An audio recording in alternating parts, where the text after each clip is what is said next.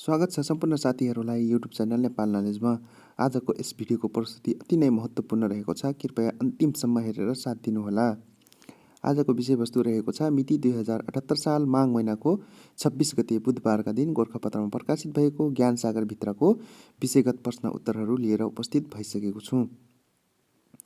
र आजको विषयवस्तुभित्र अगाडि बढ्नुभन्दा पहिला साथीहरू यस च्यानलमा नयाँ हुनुहुन्छ भने कृपया च्यानललाई सब्स्क्राइब गरिदिनुहोला र छेउमा रहेको बेल आइकनमा प्रेस गरी अलमा सिलेक्ट गरिदिनुहोला।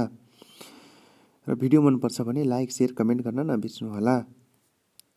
र आजको विषयवस्तुतर्फ अगाडि बढ्न जाँदैछु। आजको विषयवस्तुमा रहेको छ विषयगत प्रश्न उत्तर सङ्घीय प्रणालीमा शक्ति पृथकीकरण, जसमा प्रश्न नम्बर 1 मा रहेको छ नेपालमा बैंक तथा वित्तीय संस्थाको विद्यमान अवस्थाबारे जानकारी दिँदै यसको विकासमा नियामक निकायको भूमिकाबारे चर्चा गर्नुहोस्।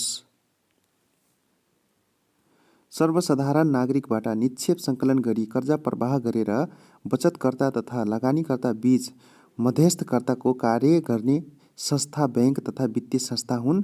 यस्ता संस्थाले मुद्रा तथा साखको कारोबार गर्ने, सुरक्षित भुक्तानी प्रणाली लागू गर्ने, मौद्रिक नीति कार्यान्वयन गर्ने लगायतका कार्य गरी आर्थिक विकासमा महत्त्वपूर्ण भूमिका निर्वाह गर्छन्। यस्ता बैंक तथा वित्तीय संस्था नेपालको वित्तीय प्रणालीको एक अभिन्न अङ्ग हुन्।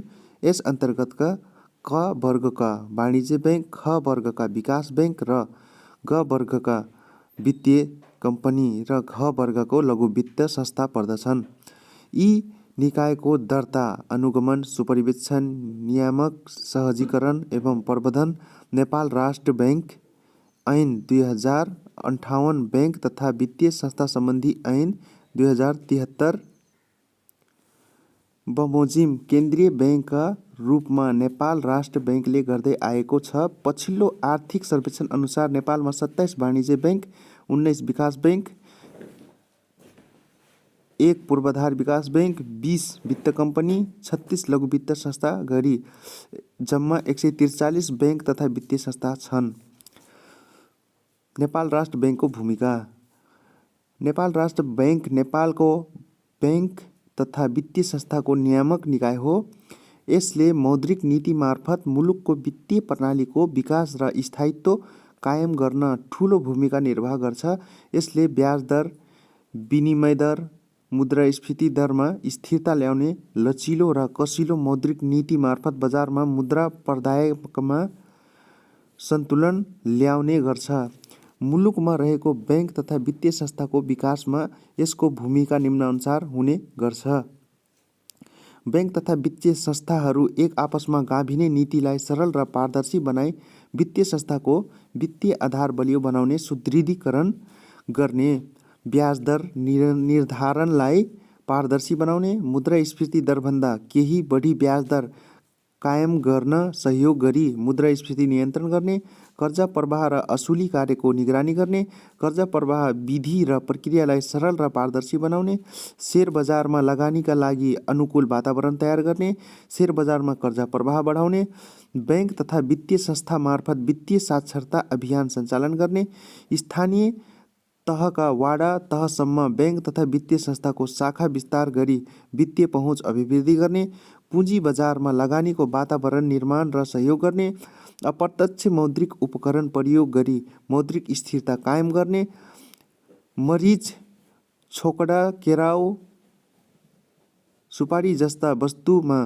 कर्जा प्रवाह कार्य रोकी आयातमा भन्दा उत्पादन क्षेत्रमा कर्जा प्रवाहमा सरलता ल्याउने, कृषि, उद्योग, ऊर्जा, पर्यटन लगायतका क्षेत्र कर्जा प्रवाह विस्तार गर्ने, स्वदेशमा उत्पादन हुन सक्ने तर हाल विदेशबाट आयात भएका वस्तुको उत्पादनमा साधन परिचालन हुने वातावरण तयार गरी आयात प्रतिस्थापनमा जोड दिने, जोखिम सूचक तयार गरी जोखिमका आधारमा बैंक तथा वित्तीय संस्थाको नियमन र अनुगमन गर्ने, घ वर्गको लघु वित्त संस्थाको नियमनका लागि छुट्टै संरचना तयार गर्ने। प्रश्न नम्बर 2 मा रहेको छ नेपालमा जनसङ्ख्या वृद्धि दर घट्नुका कारण के हुन् उल्लेख गर्नुहोस्। नेपालमा 12औं राष्ट्रिय जनगणना 2078 को प्रारम्भिक नतिजाले नेपालको जनसङ्ख्या वृद्धि दर 0.93% पुगेको देखिएको छ। यो विगतको 80 वर्ष यताकै न्यून हो। नेपालमा यसरी जनसङ्ख्या वृद्धि दर घट्नुका केही कारण छन् जसलाई निम्नानुसार उल्लेख गर्न सकिन्छ।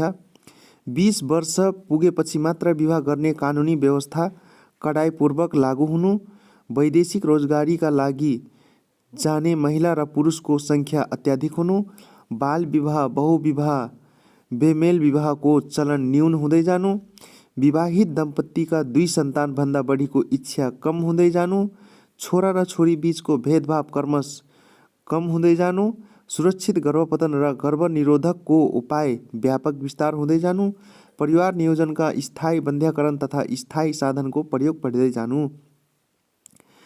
अर्को प्रश्न नम्बर 3 मा रहेको छ, नेपाल प्रहरीले अनुसन्धान गर्ने कसुरहरू के हुन् लेख्नुहोस्। नेपाल प्रहरी र प्रदेश प्रहरी कार्य सञ्चालन, सुपरिवेक्षण र समन्वय ऐन 2076 बमोजिम नेपाल प्रहरीले अनुसन्धान गर्ने कसुरलाई निम्न अनुसार उल्लेख गर्न सकिन्छ।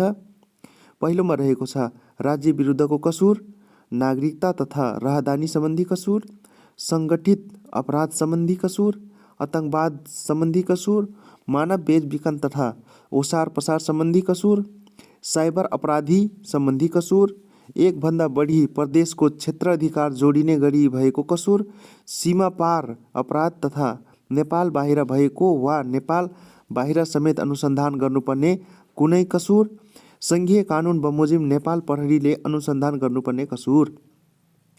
अर्को प्रश्न नम्बर 4 मा रहेको छ, नेपालको सङ्घीय प्रणालीमा शक्ति पृथकीकरणको सिद्धान्तलाई कसरी अवलम्बन गरिएको छ उल्लेख गर्नुहोस्। प्रश्न नम्बर 4 को उत्तरमा रहेको छ, राज्यको कानुन बनाउने सर्वोच्च निकाय व्यवस्थापिका हो र राज्यको कानुन कार्यान्वयन गराउने मन्त्रीहरू सहितको मन्त्री परिषद कार्यपालिका हो। यसै गरी संविधान र कानुनको व्याख्या गर्ने आधिकारिक निकाय न्यायपालिका हो। राज्यका यी 3 अङ्गले गर्ने कार्यलाई पृथक पृथक छन् र आफ्नो कार्यक्षेत्रका विषयमा यी स्वतन्त्र एवं स्वायत्त छन्। यो सबै शक्ति एवं अधिकार एउटै व्यक्ति तथा इकाइमा दिँदा शासक जतिसुकै लोकतान्त्रिक भए पनि निरङ्कुशताको सिर्जना हुन्छ, स्वेच्छाचारिता बढ्छ, नागरिकको स्वतन्त्रता समाप्त हुन्छ। त्यसकारण राज्य शक्तिलाई विभिन्न एकाइमा विभाजन गर्नुपर्छ भन्ने मान्यता राख्ने सिद्धान्त शक्ति पृथकीकरण हो। यो सरकारका 3 अङ्गको कार्यविभाजन हो। शासनमा स्वेच्छाचारिता अन्त्य गर्दै नागरिकका हक अधिकारको रक्षा गर्नुपर्ने यसको उद्देश्य हो। नेपालमा सङ्घीय प्रणाली लागू भएको मुलुकमा सङ्घ, प्रदेश र स्थानीय तह गरी 3 तहका सरकार छन्। सोही अनुरूप नेपालको संविधानमा कार्यपालिका, व्यवस्थापिका र न्यायपालिका बीच शक्ति पृथकीकरण व्यवस्था छ जसलाई निम्नानुसार उल्लेख गर्न सकिन्छ। पहिलोमा रहेको छ कार्यपालिका। नेपालको कार्यकारिणी अधिकार मन्त्री परिषदमा निहित रहने धारा 75(1), प्रधानमन्त्री नियुक्त भएको पहिलो 2 वर्षसम्म अविश्वासको प्रस्ताव पेश गर्न नसकिने धारा 104, प्रदेशको कार्यकारी अधिकार प्रदेश मन्त्री परिषदमा रहने, स्थानीय तहको कार्यकारी अधिकार गाउँ नगर कार्यपालिकामा रहने। अर्को रहेको छ व्यवस्थापिका। सङ्घीय संसदको कुनै पनि सदनमा विधेयक प्रस्तुत गर्न सकिने धारा 110, विधेयक पारित गर्ने धारा 111, विधेयक फिर्ता लिने धारा 112 जस्ता विषय व्यवस्थापिका संसदको अधिकार। सङ्घीय संसदको बैठकमा पूर्ण वाक स्वतन्त्रता विचार राखेको आधारमा संसद सदस्यलाई पक्राउ नगरिने, थुनामा नराखिने, मुद्दा नचलाइने व्यवस्था। सदनको अवहेलनामा सजायको व्यवस्था। सचेत नसिहत 3 महिना कैद वा 10,000 जरिवाना धारा 103। सङ्घीय संसदको बैठकमा अनधिकार उपस्थित भएमा जरिवाना व्यवस्था। प्रत्येक पटकको लागि 5,000 जरिवाना। धारा 102, प्रदेश सभा र गाउँ नगर सभाले आफ्नो कार्यक्षेत्रभित्र विषयमा कानुन बनाउने अधिकार। अर्को रहेको छ न्यायपालिका। कानुन बमोजिम आफ्नो अधिकार क्षेत्रभित्रका विवाद निरूपण गर्न गाउँपालिका वा नगरपालिकाले प्रत्येक गाउँपालिकामा उपाध्यक्षको संयोजकत्वमा र प्रत्येक नगरपालिकामा उपप्रमुखको संयोजकत्वमा 3 सदस्यीय एक न्याय समिति रहने संवैधानिक व्यवस्था भए पनि नेपालको संविधानले नेपालमा सर्वोच्च अदालत, उच्च अदालत र जिल्ला अदालतको व्यवस्था गरी न्याय सम्बन्धी अधिकार अदालतबाट मात्र प्रयोग हुने व्यवस्था गरेकाले नेपालको न्यायपालिका एकीकृत छ। संविधान र कानुनको व्याख्या गर्ने अन्तिम अधिकार सर्वोच्च अदालतमा हुने, सर्वोच्च अदालतले गरेको कानुनको व्याख्या, कानुनी सिद्धान्त, आदेश एवं फैसला सबैको पालना गर्नुपर्ने, अवज्ञा गरेमा अवहेलनामा सजाय हुने व्यवस्था छ। अदालतमा विचाराधीन मुद्दा सङ्घीय संसदको कुनै सदनमा छलफल नगरिने, बहसमा बन्देज हुने धारा 105 को व्यवस्था रहेको छ। प्रश्न नम्बर 5 मा रहेको छ विवेकपूर्ण निर्णय गर्दा ध्यान पुर्याउनु पर्ने विषयहरू के हुन् लेख्नुहोस्। कुनै समस्या समाधानका लागि उपलब्ध विकल्प मध्ये उचित विकल्पको चयन गर्ने कार्य निर्णय हो। यो कुनै काम गर्नका लागि गरिने सोच विचार र क्रिया बीचको पुल हो। यो संगठनको नियमित र निरन्तर गरिने कार्य हो। विवेकपूर्ण निर्णयले खास गरी पर्याप्त सूचनाको सङ्कलन र विश्लेषण, विकल्पको विकास, विकल्पले पार्ने प्रभाव एवं परिणाम, निर्णय कार्यान्वयन गर्ने संयन्त्रका विविध पक्षको व्यापक अध्ययन विश्लेषण गरेर निर्णय गर्नमा जोड दिन्छ। त्यसकारण विवेकपूर्ण निर्णय गर्दा यी र यस्तै विषयमा ध्यान दिनुपर्छ, जसलाई निम्नानुसार उल्लेख गर्न सकिन्छ। ऐन नियम कानुनको पूर्ण पालना गर्ने, कानुनी प्रावधान बमोजिम निर्णय गर्ने, सरल र पारदर्शी निर्णय प्रक्रियाको अवलम्बन गर्ने, व्यवस्थापन सूचना प्रणालीको पूर्ण प्रयोग गरेर निर्णय गर्ने, तोकिएको समयमै निर्णय गर्ने, जोखिम लिन नचाहने प्रवृत्तिमा व्यापक सुधार गर्ने, संगठनको हितका लागि आवश्यक जोखिम लिने, तथ्याङ्क एवं सूचनामा आधारित निर्णय प्रक्रियाको अवलम्बन गर्ने, आधुनिक सूचना विकासको पूर्ण प्रयोग गर्ने, वस्तु स्थितिको यथार्थ विश्लेषण गर्ने, अनुग्रह पूर्वग्रहबाट मुक्त हुने, परिमाण र प्रभावको आकलन गर्ने, समस्या एवं चुनौतीको समयमै सम्बोधन गर्ने, उपलब्ध अवसरको सदुपयोग गर्ने। अर्को प्रश्न नम्बर 6 मा रहेको छ नेपालमा विपद व्यवस्थापन कार्यमा के कस्ता समस्या छन् उल्लेख गर्नुहोस्। नेपालको कमजोर भूधरातलीय बनोट, भौगोलिक रूपमा गतिशील पर्वतीय श्रृङ्खला जस्तो कारणले प्राकृतिक एवं गैर प्राकृतिक विपदका घटना बारम्बार भएको पाइन्छ। नेपालको संविधानले विपद व्यवस्थापनलाई सङ्घ, प्रदेश र स्थानीय तहको साझा अधिकारको सूचीमा र स्थानीय तहको एकल अधिकारको सूचीमा राखेको छ।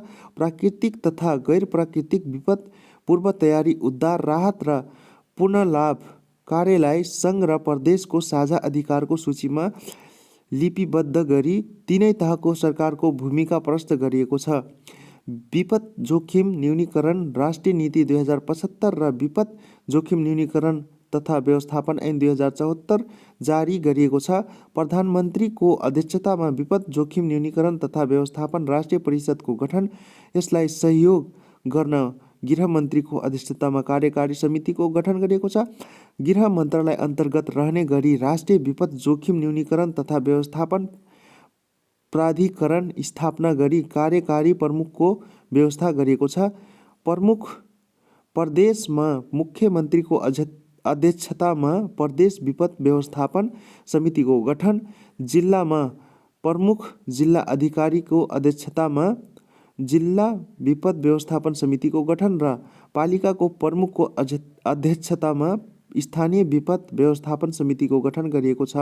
कानुनी र संस्थागत रूपमा गरिएको व्यवस्थाका अतिरिक्त पनि नेपालमा विपद व्यवस्थापन कार्यमा विभिन्न समस्या छन्, जसलाई निम्नानुसार उल्लेख गर्न सकिन्छ। विपद व्यवस्थापनका लागि पूर्व सूचना संयन्त्र सुदृढ हुन नसक्नु, विपदपूर्ण गर्नुपर्ने पूर्व तयारीका कार्य व्यवस्थित हुन नसक्नु, समन्वयात्मक पहल हुन नसक्दा छरिएका निकायको भूमिमा स्पष्ट हुन नसक्नु, खोज उद्धारका कार्यमा आवश्यक सिपयुक्त जनशक्ति स्रोत साधन एवं उपकरणको अभाव हुनु, राहत वितरण कार्यमा एकाधार प्रणाली लागू हुन नसक्दा राहत वितरण कार्य व्यवस्थित एवं न्यायोचित हुन नसक्नु, स्थायी आश्रम स्थलको पूर्व पहिचान तथा व्यवस्थापन हुन नसक्दा बालबालिका एवं वृद्धहरूले बढी दुख पाउनु, दीर्घकालीन योजनाको अभावमा पुनर्स्थापना लगायतका कार्यक्रम प्रभावकारी हुन नसकेको, केन्द्रदेखि स्थानीय तहसम्म संस्थागत संरचना खडा गरिए पनि विपद व्यवस्थापनमा जिल्ला समन्वय समितिको भूमिका एवं जिम्मेवारी प्रष्ट गर्न नसकिएको, छरिएर रहेको एवं अव्यवस्थित जोखिमयुक्त बस्तीलाई सुरक्षित बसोबास मिलाउन नसक्दा क्षति बढ्दै गएको, सङ्घ प्रदेश स्थानीय तह र समुदाय स्तरमा बहुप्रकोप जोखिम आकलन एवं नक्साङ्कन हुन नसकेको, प्राकृतिक स्रोतको अत्याधिक दोहन रोक्न नसकिएको, आपतकालीन अवस्थामा दक्ष जनशक्ति आवश्यक उपकरण बन्दोबस्तीका समान राहत सामग्रीको अभाव हुने गरेको, विकास आयोजना एवं कार्यक्रमका प्रत्येक चरणमा विपद जोखिम मूल्याङ्कनलाई समावेश गर्ने नगरिएको, विपद व्यवस्थापन कार्य सरकारवाला बीच पर्याप्त कार्यगत समन्वय एवं कार्यको अभाव देखिएको, निजी क्षेत्र गैर सरकारी क्षेत्रको सहयोग एवं भूमिकालाई व्यवस्थित नगरिएको, विपद व्यवस्थापन कार्यको व्यापक जनचेतना अभिवृद्धि हुन नसकेको। हस्त साथीहरू, आजको भिडियोलाई मन पराएर अन्तिमसम्म हेरिदिनु भएकोमा धेरै धेरै धन्यवाद दिन चाहन्छु र अर्को भिडियोमा पुनः भेट्ने बाचाका साथ बिदा हुन चाहन्छु। हस्त, नमस्कार।